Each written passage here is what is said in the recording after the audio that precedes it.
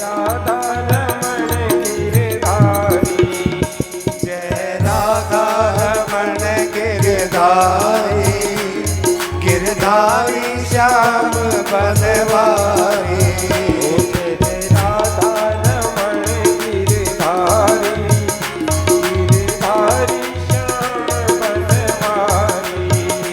जय राधा रमण गिरधारी, गिरधारी श्याम बनवारी।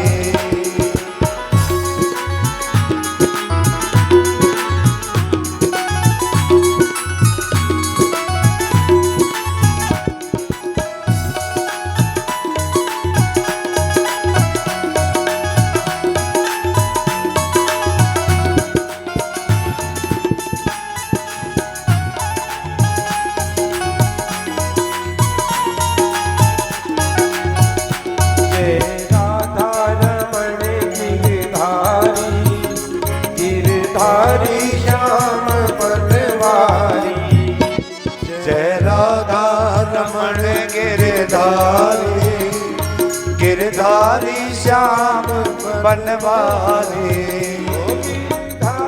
श्याम बनवारी, श्याम धारी श्याम बनवारी, श्याम धारी श्याम बनवारी। जय राधा रमण गिरधारी, जय राधा रमण गिरधारी, गिरधारी श्याम बनवारी। राधा रमण गिरधारी, जय हो गिरधारी श्याम बनवारी। जय राधा रमण गिरधारी, गिरधारी श्याम बनवारी।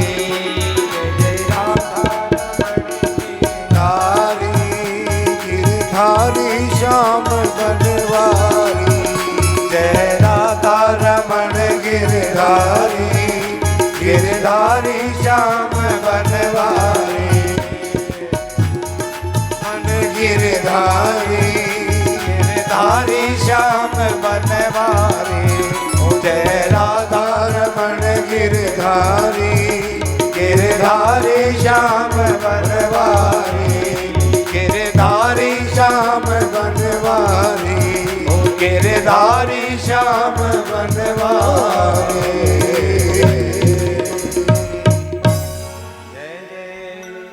राधे जय श्री राधे, जय जय श्री राधे श्याम।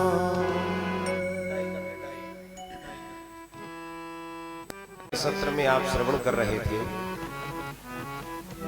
कंस का वध भगवान ने कर दिया।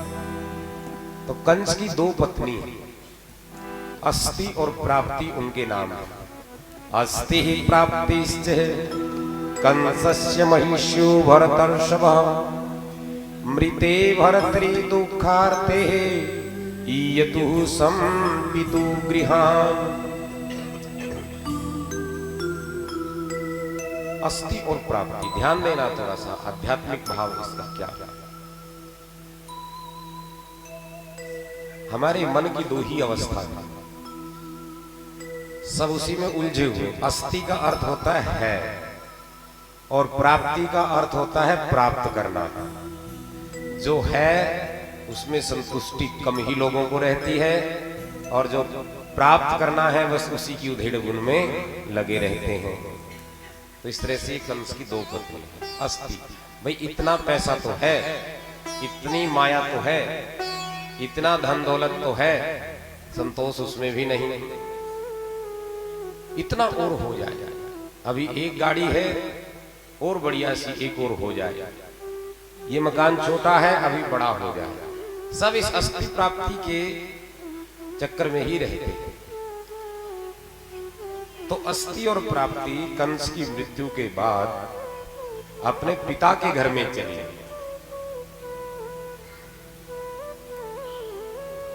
स्वपितुर्गृहान, अपने पिता के घर में वो दोनों चली गई। पिता इनके कौन हैं? जरासंध, ये जरासंध की पुत्री हैं दोनों की दोनों, अस्ति और प्राप्ति।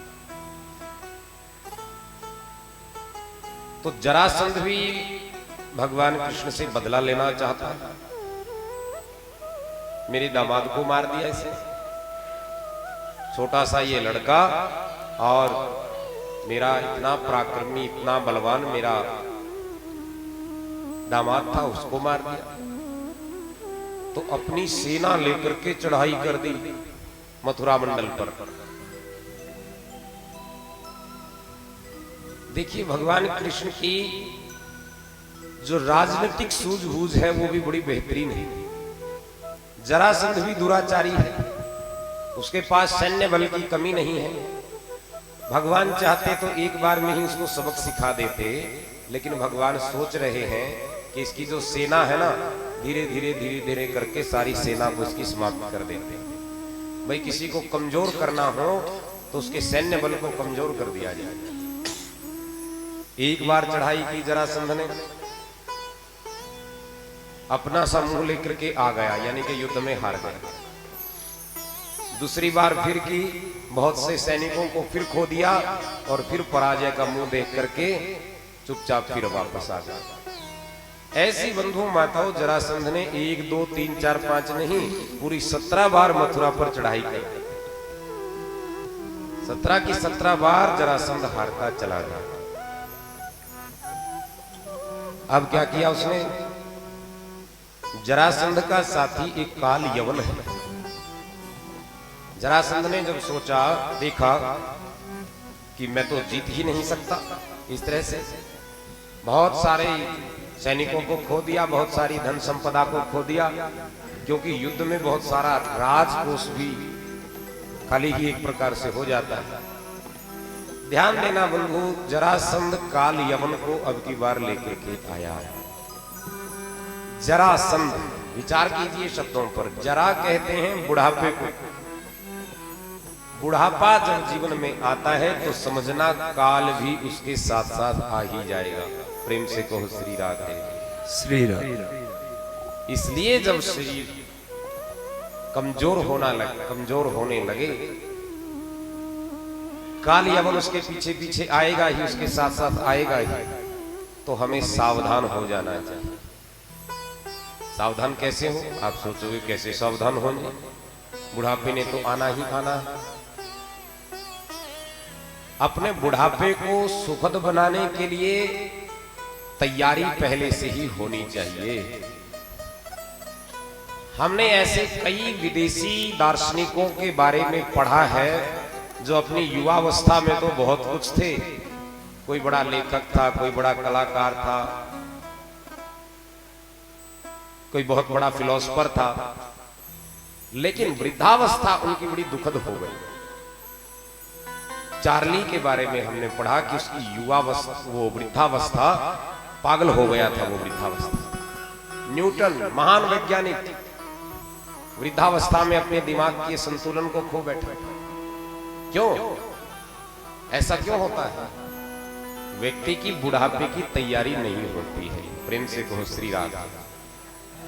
और हमारी संस्कृति धन्य है, हमारी संस्कृति ने पहले से ही ये 4 आश्रम निर्धारित किए। ध्यान देना बंधु, 25 वर्ष का ये ब्रह्मचर्य आश्रम है जिसमें विद्या धन होता है। फिर 25 वर्ष गृहस्थी बन करके अच्छे से गृहस्थ धर्म का पालन किया जाए, बढ़िया गृहस्थ जिया जाए, सुख सुविधा को भोग किया जाए, कोई दिक्कत नहीं, लेकिन अच्छे तरीके से धर्म को साथ लेके 25 वर्ष गृहस्थ का। फिर उसके बाद 25 वर्ष तो और है, 50 वर्ष के बाद की अवस्था क्या होती है वो ध्यान देना। 51, 52 वन, थोड़ा सा वन का चिंतन किया जाए। घर के कामकाज से, घर की जिम्मेदारियों से अपने आप को थोड़ा सा मुक्त कर देना चाहिए। प्रेम से कहो श्री राधा। यानी कि इस अवस्था को कहते हैं वानप्रस्थ अवस्था। वानप्रस्थी बन करके जितना संभव हो सके उतना, यदि वर्तमान की बात करें तो वर्तमान समय में वानप्रस्थी बन करके समाज के कार्यों में लग जाएं, जिससे अपना भी कल्याण हो, समाज का भी भला हो, राष्ट्र का भी भला हो, ऐसे कार्यों में अपना समय और साधन लगा देना चाहिए। फिर 25 वर्ष का जो समय है अंतिम, जिसको संन्यास आश्रम हमारे यहाँ कहते हैं, फिर तो हर प्रकार की जिम्मेदारियों से मुक्त हो जाना चाहिए और सन्यासी जैसा जीवन बनकर, सन्यासी कैसा जीवन जीता है, सब प्रकार के बंधनों से मुक्त रहता है। सन्यासी बनकर के उस अंतर मन के, अंतरात्मा के मैल को धोने का प्रयास करना चाहिए। यानी कि बुढ़ापे की तैयारी अच्छे से की जाए। बुढ़ापा दुखदाई नहीं है, इस बात का और ध्यान रखें। ठीक से यदि तैयारी हो बढ़िया, यदि तैयारी हो तो बुढ़ापा दुखदाई बिल्कुल भी नहीं है। अपने बुढ़ापे को सुखदाई बनाना चाहिए। और एक बात को, जब वृद्धावस्था आए तो फिर जितनी भी हमारी घर परिवार की, संसार की जिम्मेदारियां हैं, उनसे निवृत्त हो जाना चाहिए। आपके वो रामायण का प्रसंग याद दिला दो। राजा दशरथ ने दर्पण में जब एक बार अपने मुकुट को वो सीधा कर रहे थे, हर रोज दर्पण देखते थे, हर कोई दर्पण देखता है, शीशा हर कोई देखता है। कभी कभी शीशा हमें अपनी वास्तविकता भी बता देता है। तो राजा दशरथ ने देखा कान के बाल, कान के समीप बाल सफेद हो गए।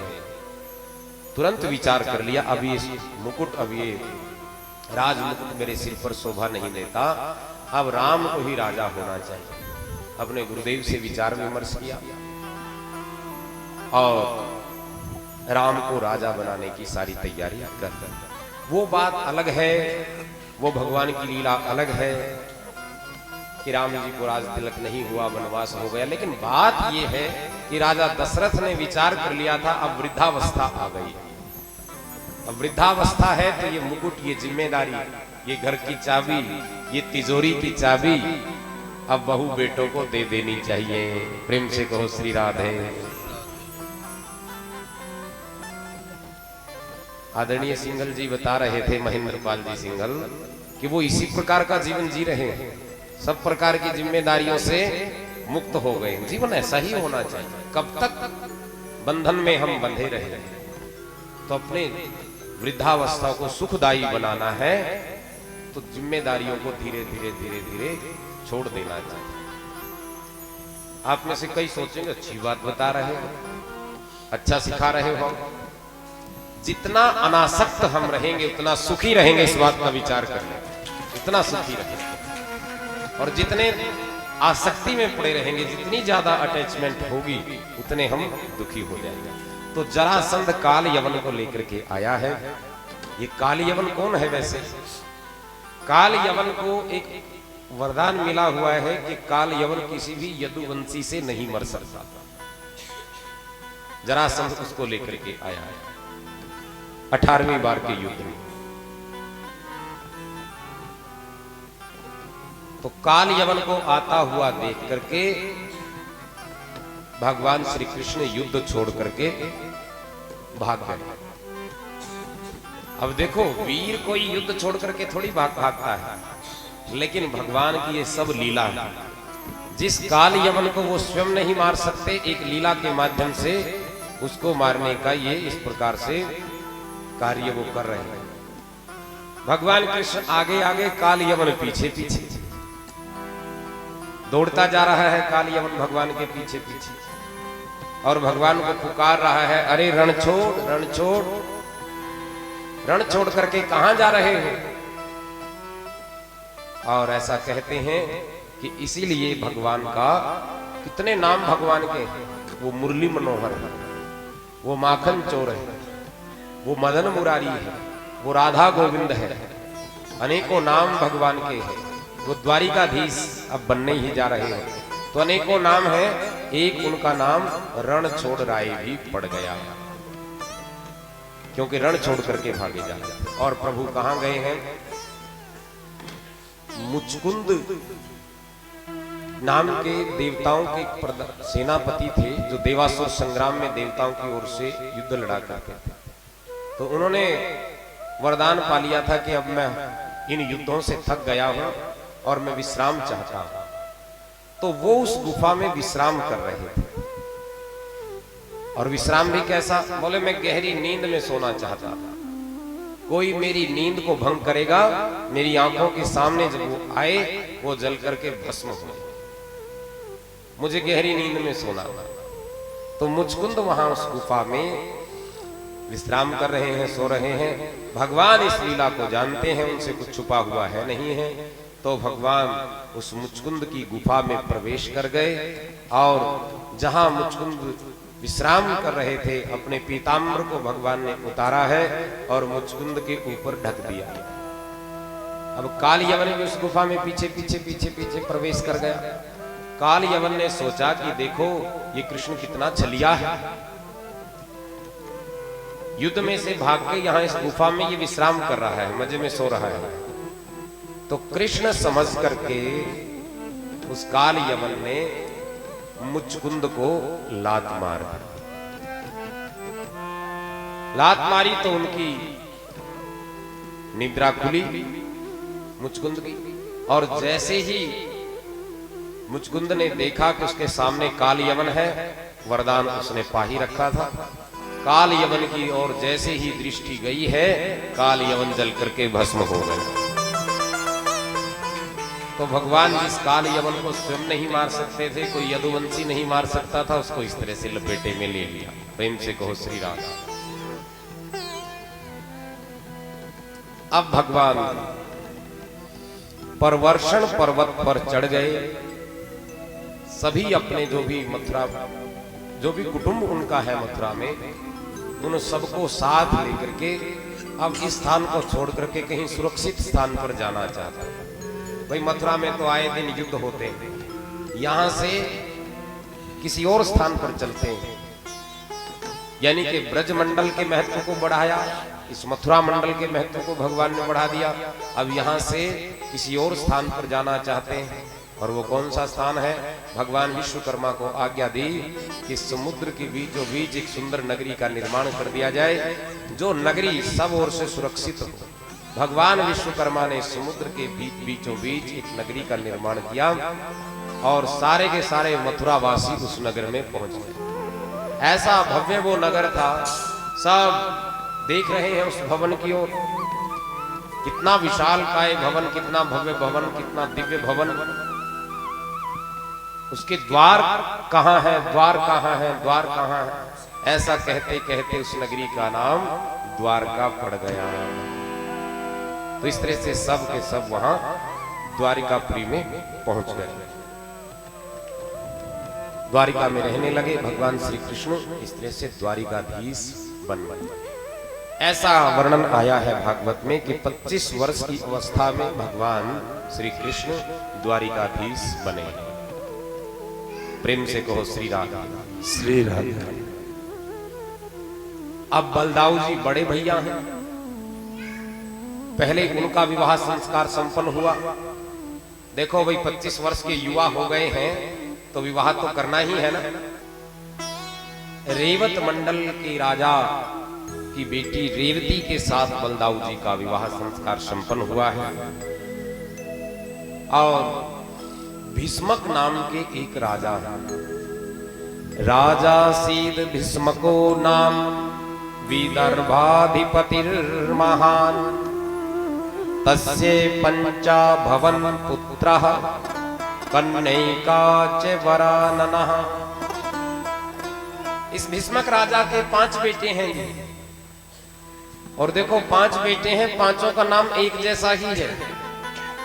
क्या क्या नाम है? एक का नाम रुक्मी है, बड़े बेटे का नाम। उससे छोटे का रुकम रथ है। और फिर उससे छोटे का नाम रुकम बाहु है। फिर एक रुकम केश है और एक रुकम वाली है। ये 5 राजा भीष्मक के 5 पुत्र हैं और एक कन्या है। ऐसा वर्णन आता है कि ये कन्या अजन्मा है। राजा भीष्मक अपनी पत्नी के साथ समुद्र के किनारे भगवान का ध्यान किया करते।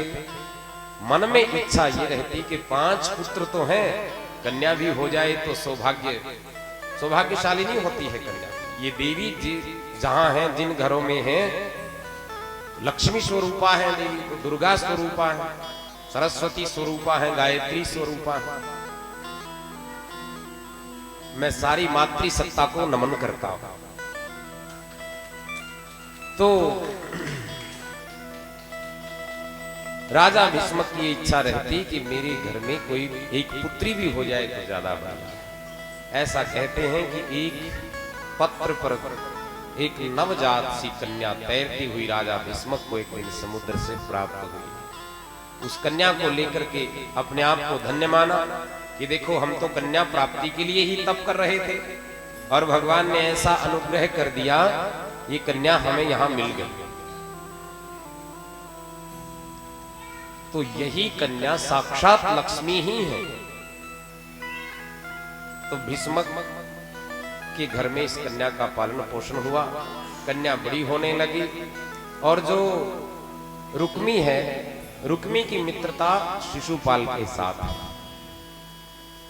रुक्मी ने ये विचार किया कि मैं अपनी बहन का रिश्ता शिशुपाल के साथ कर देते, और रिश्ता पक्का भी कर दिया। सारी तैयारी हो गई, सब कुछ हो गया। लेकिन ये लक्ष्मी किसको वर्ण करते हैं? ये तो नारायण को ही वर्ण करेंगे। किसी कामी पुरुष को, किसी कपटी पुरुष को, चलिए छल वाले व्यक्ति को ये लक्ष्मी वर्ण नहीं कर सकती। तो रुक्मिणी ने एक पत्र लिखा। रुक्मिणी नाम था उस कन्या का। रुक्मी की बहन है तो रुक्मिणी हुई। द्वारिकाधीश के नाम एक पत्र लिख दिया। बड़ा सुंदर पत्र है, भागवत में बड़ी दिव्यता इस पत्र की है। श्रुत्वा गुणान भुवन सुंदर श्रृण्वन्ताते निर्विशे कर्ण विवरहितु तापम रूपम दृशां दृशीमतामखिलाभार्थम तव च्युता विशन्ति चितम पत्रतैम। श्रुत्वा गुणान भुवन सुंदर श्रीमंताम ते। हे द्वारिकाधीश, मैंने आपके सुंदर यश को सुना है। मैंने आपकी कथा के माध्यम से आपके गुणों को सुना। कथा यही तो काम करती है। भगवान के जो दिव्य गुण हैं, भगवान का जो ऐश्वर्य है, भगवान की जो कृपालुता है, उसके बारे में हमें पता चलता है। तो मैंने आपके दिव्य गुणों के बारे में सुना है। हे भुवन सुंदर, यानी कि त्रिभुवन में आपसे सुंदर कोई नहीं है। प्रेम से कहो श्री राधा। पूरे इस त्रिभुवन में आपसे सुंदर कोई नहीं है। मैंने आपके गुणों के बारे में सुना है। आपके बारे में सुनकर मेरा चित्त लज्जा छोड़कर आप में ही प्रवेश कर रहा है। और ये पत्र किसको दिया है? ये पत्र एक ब्राह्मण देव को दिया। ब्राह्मण देव पत्र लेकर के द्वारिकाधीश के पास पहुंचे हैं। द्वारिकाधीश ने उस ब्राह्मण का स्वागत किया है। और जब पत्र पढ़ा तो उस ब्राह्मण देव को अपनी सम्मति देकर के, खूब दक्षिणा देकर के वहां से विदा कर दी। कई दिन बीत गए, ब्राह्मण देव रुक्मिणी के पास आए नहीं। रुक्मिणी प्रतीक्षा कर रही है, द्वारिकाधीश का क्या उत्तर आएगा, द्वारिकाधीश का क्या जवाब आएगा, वो मुझे वर्ण करेंगे कि नहीं करेंगे। कई दिन बीत गए तो एक दिन ब्राह्मण देव जय श्री कृष्ण करते हुए रुक्मिणी के पास पहुंचे हैं। रुक्मिणी ने पूछा, विप्रदेव कहिए द्वारिकाधीश का मेरे लिए क्या संदेश है। और विप्रदेव कहने लगे कि मैं कोई संदेश नहीं लाया, साक्षात द्वारिकाधीश को ही यहां ले आया। द्वारिकाधीश ही यहां आ गया। तो किसी ने भीष्मक को सूचना दी। भीष्मक भगवान को अपने रथ पर बैठाकर नगर में ले आए हैं। सैनिकों ने सोचा दूल्हा सरकार यही है, यानी कि दूल्हा वैसे तो शिशुपाल ने बनना था, लेकिन सैनिकों ने सोचा कि यही दूल्हा सरकार है, क्योंकि सगाई तो शिशुपाल के साथ हुई थी। तो खूब स्वागत सत्कार द्वारिकाधीश का वहां हुआ। और इधर रुक्मिणी मैया पार्वती जी से प्रार्थना कर रही हैं, भगवान श्री कृष्ण ही उन्हें पति रूप में प्राप्त हो, ऐसी प्रार्थना मां पार्वती से रुक्मिणी कर रहे हैं। हमारे यहाँ गौरी गणेश की पूजा का विधान विवाह से हो, ये गौरी मंगल को देने वाली है। जानकी जी ने भी गौरी का पूजन मंदिर में किया था। भगवान राम का दर्शन तब उन्होंने पाया। जब भगवान राम को देखा था तो तब से ही मन में ये इच्छा थी जानकी जी के कि मैं इन्हीं को ही पति रूप में वर्ण करूं। तो वो भी मां पार्वती की पूजा करने के लिए मंदिर में गई थी। मां पार्वती के गले की माला जानकी जी के गले में जैसे पड़ी थी और यहां भी ऐसे ही हुई। रुक्मिणी के गले में, मां पार्वती के गले का जो पुष्प है वो पुष्प रुक्मिणी के पुष्पमाला रुक्मिणी के गले में पड़ गई। बस सोच लिया कि मुझे मां का आशीर्वाद मिल गया है, आशीर्वाद मिल गया। और जैसे ही मंदिर से बाहर आई हैं तो द्वारिकाधीश का रथ वहां तैयार खड़ा है। बोलिए द्वारिकाधीश भगवान की जय।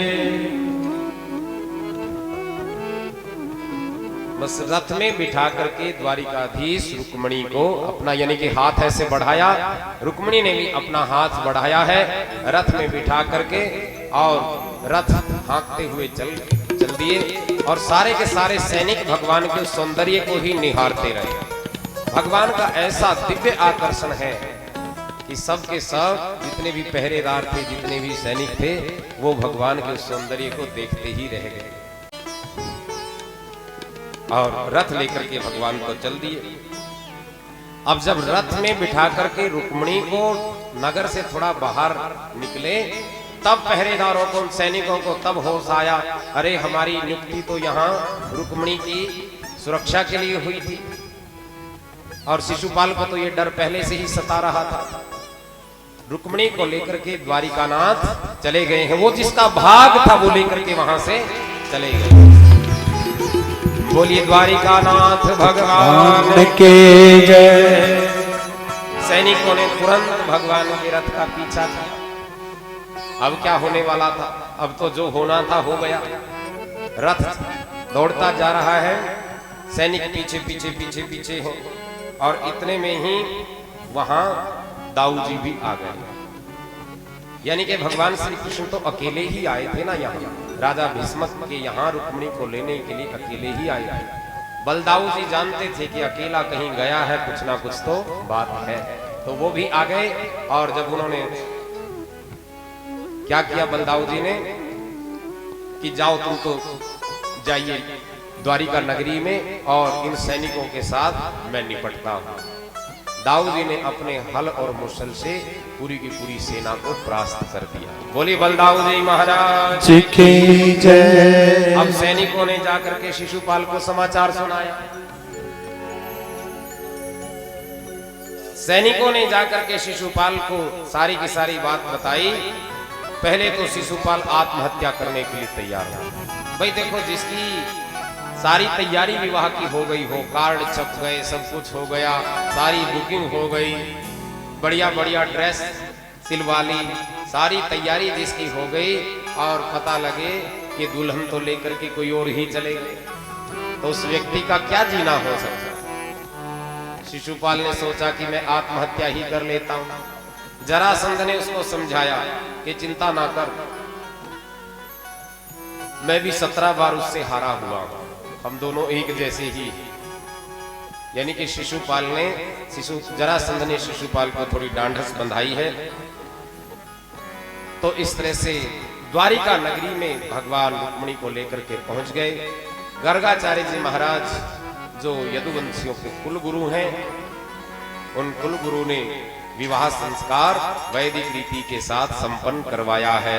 बोलिए द्वारिकानाथ भगवान की जय। देखिए रुक्मिणी मंगल का पावन प्रसंग चल रहा है। रुक्मिणी मंगल को जो भी भाव से श्रवण करता है उसके जीवन में हर तरह से कल्याण, हर तरह से मंगल ही मंगल होता है। और राजा परीक्षित को सुखदेव जी महाराज कह रहे हैं कि राजन, ये कोई सांसारिक विवाह की कथा नहीं है, ये जीव और ब्रह्म के मिलन की पावन कथा को आप लोग श्रवण कर रहे हो।